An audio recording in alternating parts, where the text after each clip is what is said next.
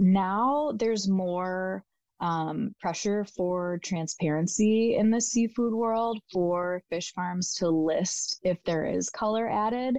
So for people who are listening, I will give you a little challenge the next time you're at the grocery store to go to the seafood section and see if you can see on the salmon labels where it does say color added, because now that's being added into the label. I guess like since the seafood industry is so layered, it is easier to just start with consuming wild Alaskan seafood because there aren't so many questions. Like you just know automatically it's not dyed. You know that the fish isn't cramped in pens. You know that there isn't additional carbon going into the fish.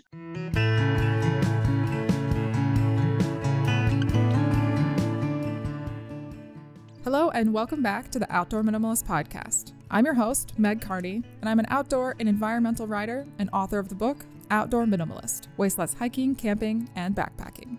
The Outdoor Minimalist podcast has the goal to give listeners actionable ways to waste less hiking, camping, backpacking, and more during every step of their process. Your impact outdoors starts long before you hit the trail and goes beyond leave no trace ethics. You'll learn how to identify sustainable outdoor brands, how to ask hard questions regarding sustainability, and begin to shift and evolve your mindset to integrate minimalism into all of your outdoor pursuits.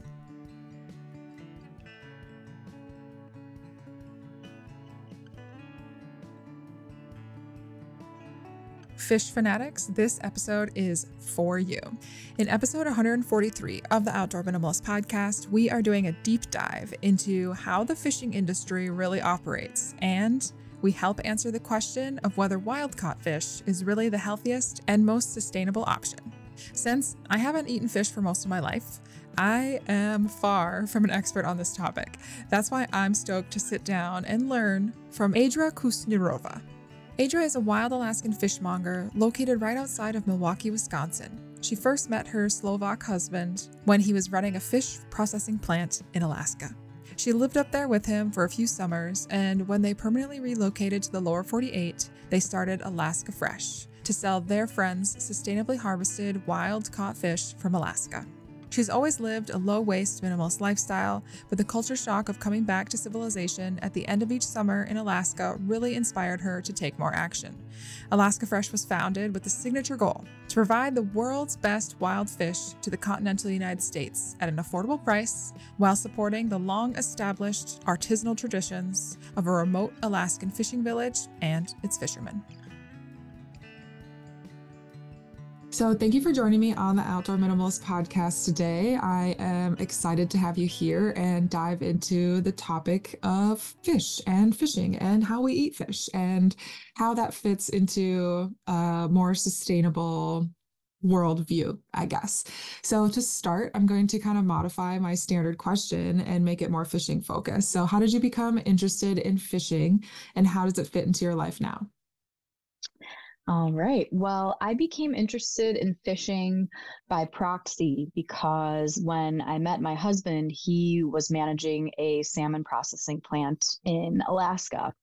And we met in Chicago. And long story short, I ended up living with him in Alaska for 4 salmon seasons in a remote coastal fishing village. And it was like baptism by fire, cultural immersion experience. Fishing was everywhere. There's a vernacular for fishing. We eat fish. The village, it's its livelihood. It sustains the people there. And the fishing industry became a part of my life. Is that experience then what influenced your current business of Alaska Fresh? Yes, 100%. So our current business, we are fishmongers, and at the end of each fishing season, when we would return to Wisconsin, we would bring boxes of fish for our friends and family, and that organically turned into us selling fish and maintaining the connection with Alaska and the fishing community of Cordova when I moved out and left that lifestyle. Yeah, that's so interesting. How long has it been around? How long have you been operating it like as a business as a whole? Is it pretty recent? I've been in business since 2018. It has been, it was a side hustle from 2018 to 2020. Um, I was working a full-time, very grindy job up until the pandemic, and then I left that job and was so burnt out. The only thing I had energy for was to sell fish in a parking lot at my local farmers market. And then the business just grew and grew from there. And I do farmers markets, and then we also sell online direct to consumer. Very cool. Yeah, COVID was such an interesting time period because as devastating as it was globally, it seems like a lot of people kind of found their path during that time because we were so removed from our normal grind, if you will. Yeah, I think everyone just had these like YOLO, like, is this what I want to do with my life moments? And everyone kind of got clear on what was important and got focused, which was cool. And a lot of things were born out of the pandemic because of that. And I mean, today we're going to talk not just about your business, even though that is a big influence in this conversation, but we're going to talk about like fish as a whole and like how we as consumers view fish, but also the impact that eating different proteins might have on the world and the environment. So I guess to start out, let's just talk about some of the primary health concerns that there could be about fish or even the health benefits. Sure. So, to humans, you mean, with We could, consuming yeah, fish to humans for this one, and then we'll get into like the environment and like for the fish fish? Okay. impact. Yeah. So, the health benefits of eating fish are huge. There's so many studies on the positive effects of heart health. It's good for brain elasticity. And this is all because fish has omega-3 fatty acids, and our body does not naturally produce the amount of omega-3 fatty acids that we need to function at an optimal level. And we can get those nutrients from things like chia seeds and other sources, but the main and easiest source is fish. Um, there was a study done on a group of prisoners who were fed more fish in their institutional diets, and that reduce their aggression and anxiety levels. I'm sure there's other factors that played into that too, but that was a really interesting study. It's being studied in conjunction with dementia. Our brain needs a certain amount of elasticity in it, and the omega-3 fatty acids are like a lubricant to keep our brains elastic. So it's really important to incorporate fish into diets. And if you look at a number of different, I hate that word diet because, well, for a number of reasons, but if you look at food recommendations like keto or FODMAP. I was on a special diet for fertility, anti-inflammatory.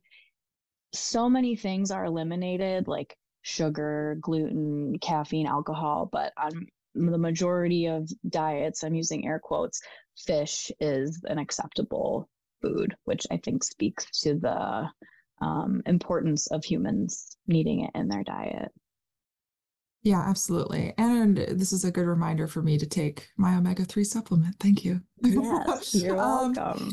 and are there any health concerns, I guess, when it comes to eating fish, especially? We'll get a little bit more into the sourcing later on, but if you want to give kind of like high level concerns that could be out there. Yeah, 100%. So there are guidelines that are put out by local governments and by national governments on the types of fish that there are and the frequency of consumption. So one obvious recommendation I'm thinking of is that pregnant women shouldn't eat sushi.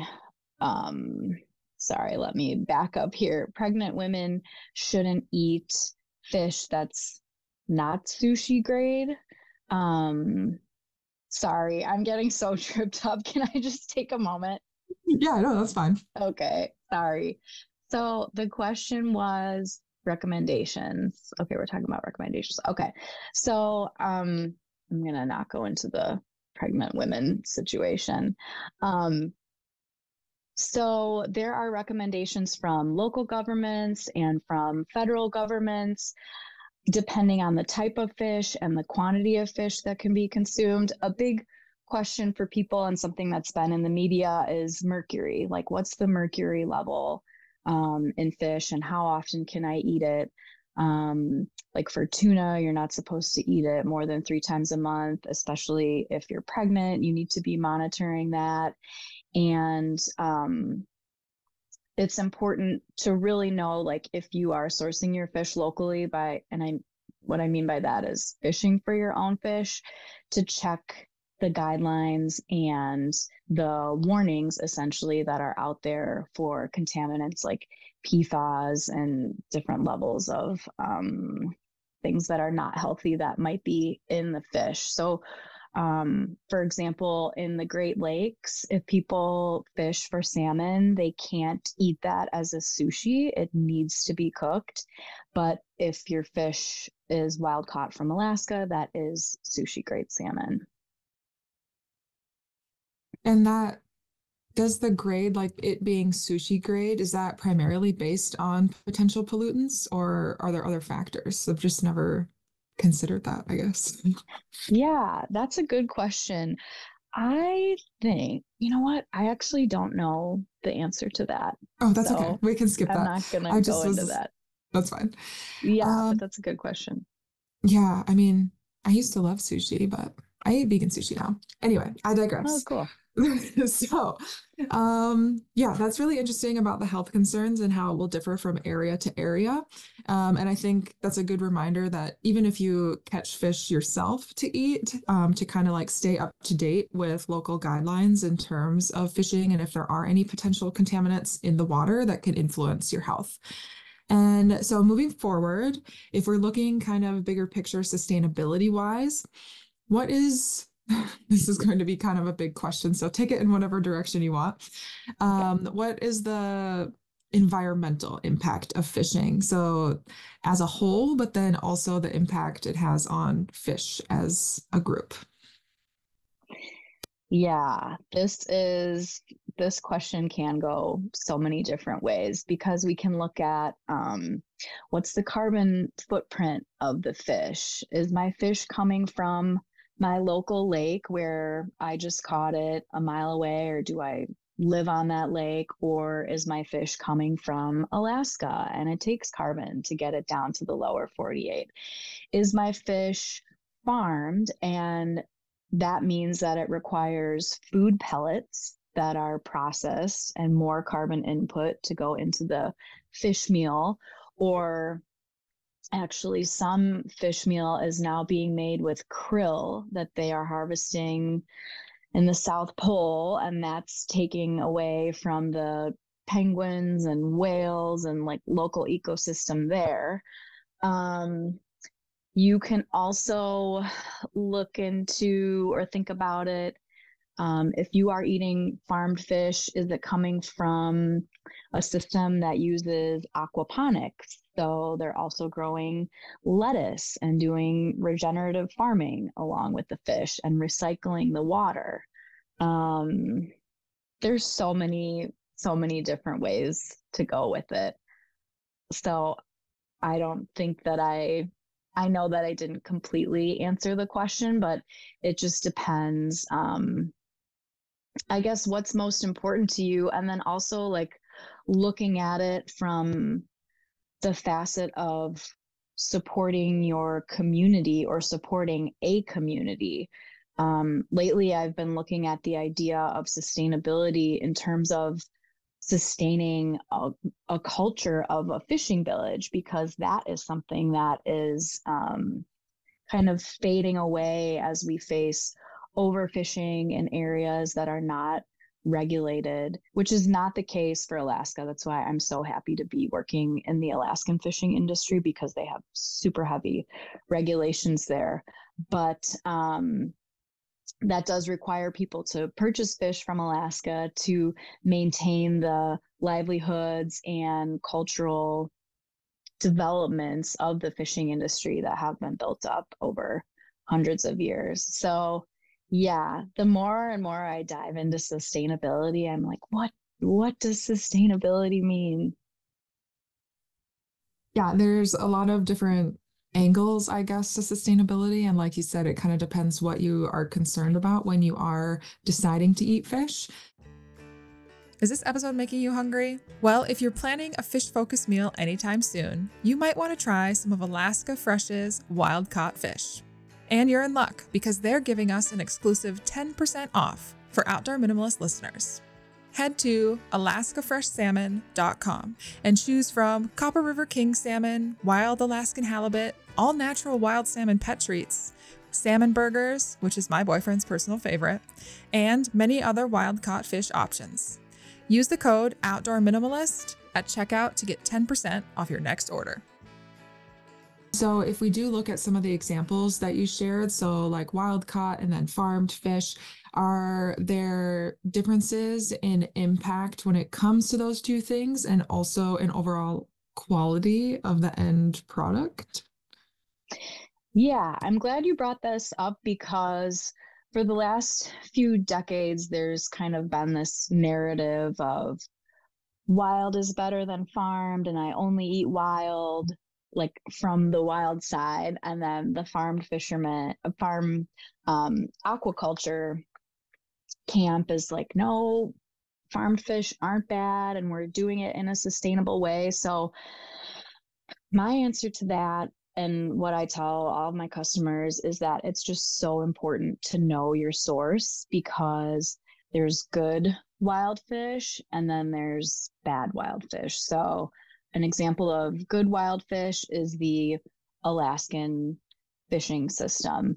Sustainability was actually written into the Alaskan Constitution when it became a state. And there's like 2 sentences in the law that says that Alaska can govern and will govern the sustainability of its natural resources, and it will always consider the health of its natural resources when making laws. So I tell people, if they don't know where to start, like they want to eat sustainable fish, look for the Alaska Seafood logo on labels, or source from an Alaskan fishmonger like us, or there's many people out there in the market, because there is already that layer of sustainability from the government that we get as a fringe benefit of sourcing from there. So that's an example of good wild fish. Then you can go into, you might see wild fish from Asia in your supermarket that is marketed as wild fish, but there are issues with ocean trawler boats, which basically just comb the ocean bottom and take whatever is in its path.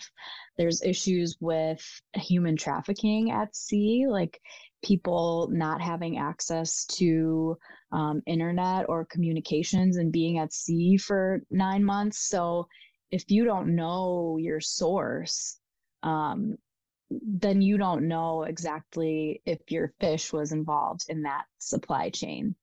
But it could still be wild, listed as wild on the menu. And for me as a consumer, I've had to retrain myself, because when I see wild, I'm like, oh, wild, like that's pristine and natural and that's good. But wild, there can be, like how there's greenwashing, there can be wild washing. And then for the farms, I would say there's good farms and there's bad farms. So where I stand on the farm fish is I will support inland farms that are close to existing bodies of water or sources of water that they can pull from. Like for an example, there's two fish farms in Wisconsin where I'm based.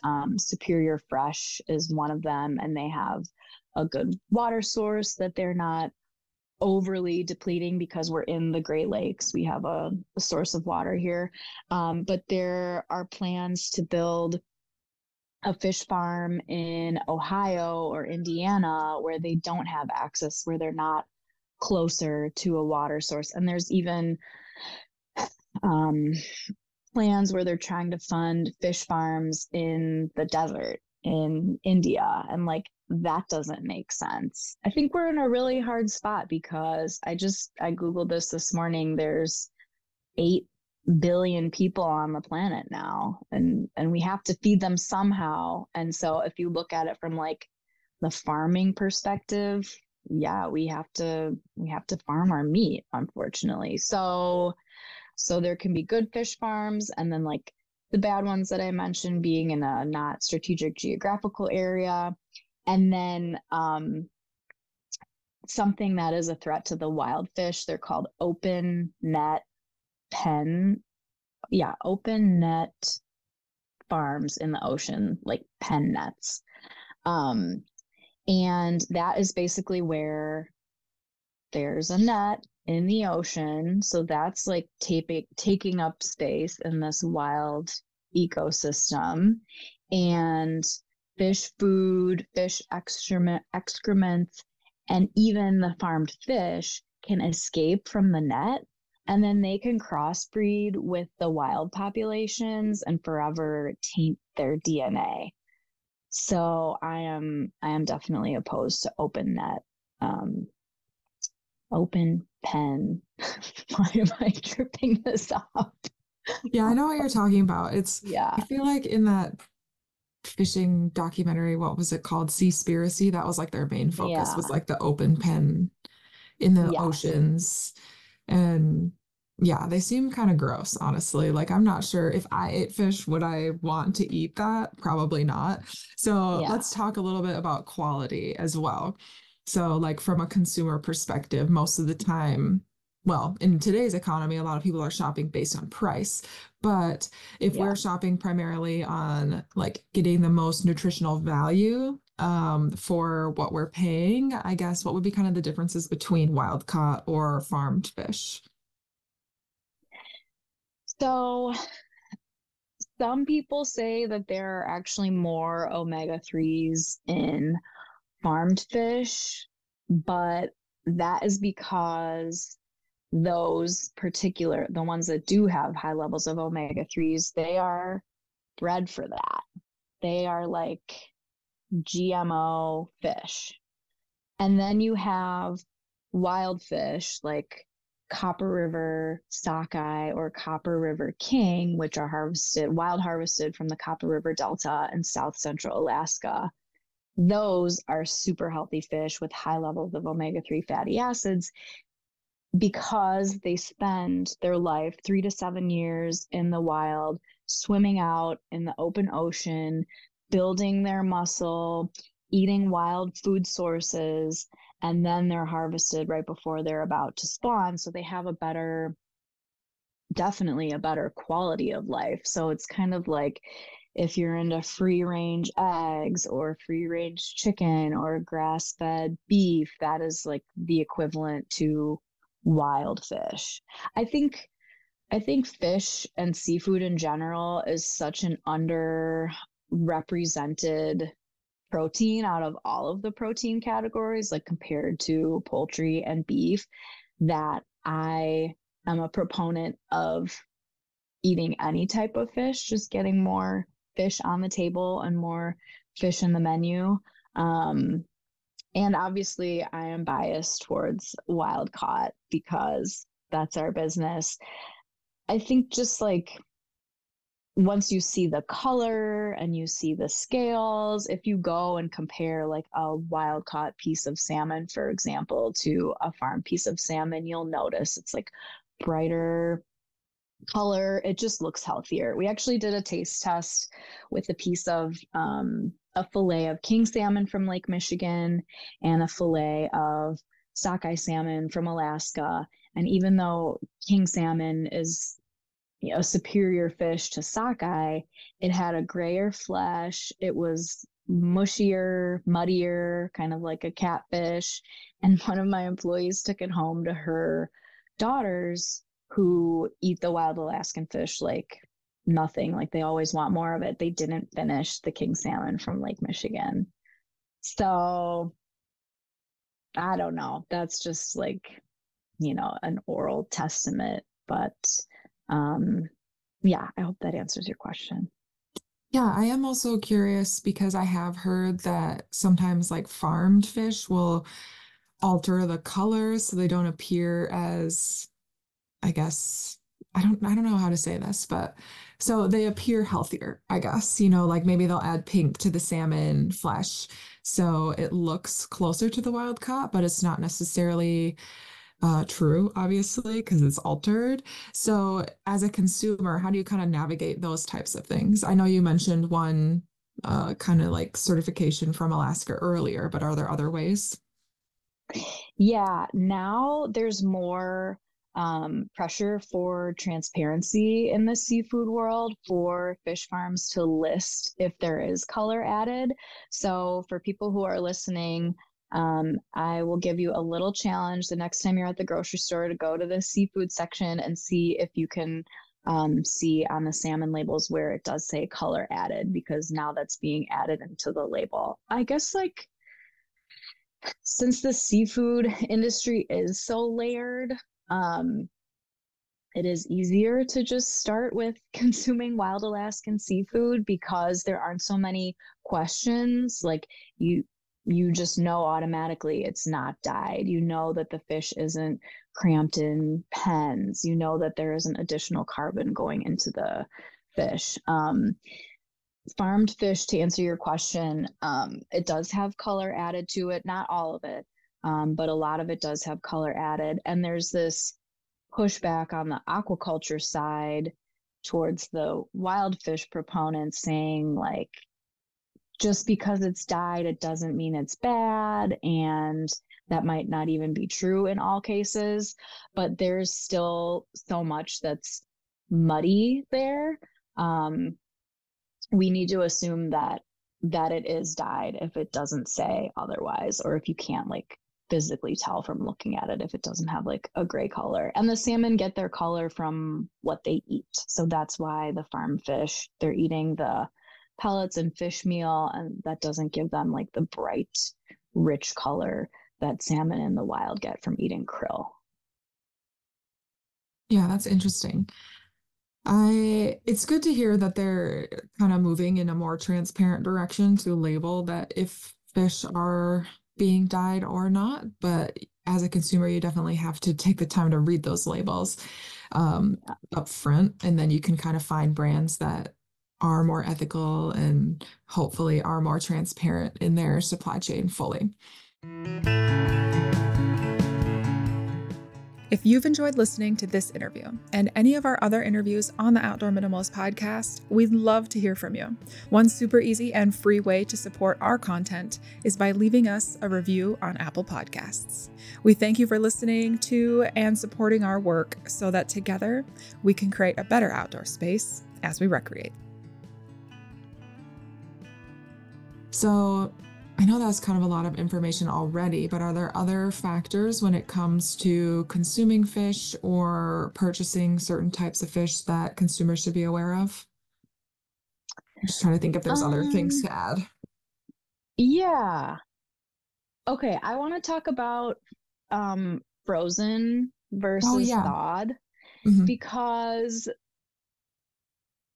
everyone, well, I'll speak for myself. Until I got into this very layered industry, I always thought the beautiful fillets in the deli case that are thawed are the freshest fish, and that's the best fish, and that's way better than frozen, because I associated the word frozen with freezer burn or with like not as good of quality. But I think we need to rethink the word fresh. Just because we see fish in a deli case, it doesn't mean it's fresh. It just means that it's thawed, and it was likely previously frozen. So another challenge for the listeners is to make friends with their local fishmonger at their grocery store or deli and really ask important questions that will help develop more transparency in the industry. To ask the fishmonger, how long has the fish been in the case? Was it previously frozen? Where did it come from? And if it is fresh, if it is thawed and it wasn't previously frozen, again, how long has it been there? Frozen, the technologies of freezing have improved so much over the last 40 years. I'll speak for fish in Alaska, like halibut, Pacific cod, black cod, salmon. The fish are blast frozen at extremely low temperatures right after the harvest, and that preserves the color, taste, texture, and all of the nutrients. And that actually contributes to reducing food waste, because when the pieces are frozen, we can have them in our freezer and just take them out whenever we want. But if we buy a big fillet of thawed fish, we might not get to eating it. We might forget about it, and then we have to throw that away, which is pretty devastating. So I would say, from a sustainability standpoint, to go back to one of our first questions, it is more sustainable to buy frozen seafood. Yeah, that is an interesting point, because I think a lot of times, we have this perception that like fresh is best, but frozen can reduce food waste, which is one of the main things that as individual consumers will help in like lower our impact, is if we can reduce our overall food waste. So that is a great addition. And so if listeners want to align with a more responsible fishing company, I don't know how to say this. If consumers want to align their buying habits with a more eco-conscious and responsible company, how can listeners learn more about Alaska Fresh and check out some of your products like your salmon burgers? Yes, they can find us online at alaskafreshsalmon.com/shop. We have a really easy to navigate online store. And we are also at farmers markets in the Milwaukee area and a few select grocers. And people can find us on social channels at Alaska Fresh Salmon. And I always love answering people's questions about fish, so feel free to send me a message or send me an email, Adra at alaskafreshsalmon.com. Awesome. I'll be sure to share all of that information in the show notes if people want to check it out there. But with that, thank you so much for taking the time to share all that information about fish with us. Thank you so much for having me. Thanks for listening. And if you like what you hear, let me know. Leave a review and be sure to subscribe so you never miss an episode. You can find us on Instagram at outdoor.minimalist.book, on YouTube, or subscribe to our weekly newsletter at theoutdoorminimalist.com. For even more updates, other educational resources, and to help build an outdoor community with the shared goal to create a better outdoor space as we recreate.